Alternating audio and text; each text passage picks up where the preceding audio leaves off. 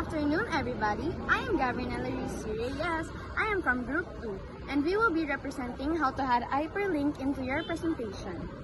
This meeting, we are expecting you to know how to add hyperlinks in your presentation and learn what is hyperlink. What is hyperlink? Great question, Nathan. What is a hyperlink? A hyperlink is a clickable connection within a digital document, often a web page, that allows users to navigate to another location either within the same document or the different one, including websites, files, or even specific parts of a document. What are the different types of hyperlinks? First type, an inline links. Inline links are links embedded within the text of a sentence. Second type, navigation links. Navigation links are links used to move around the website like those in a navigation menu. The third type, email links. Email links are links that initiate an email to a specific address. Fourth type, anchor links. Anchor links are links that jump to a specific location within the same page. Okay na. Create a hyperlink. Step 1.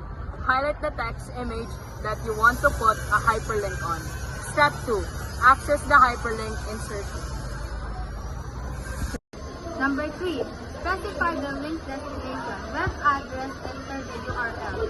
In the address field. While on your computer, click Browse or existing file or web page. To locate and select file, latent document for using to add presentation within the same document. You may need to use bookmark and heading styles. Number 4. Customize the link. Optional.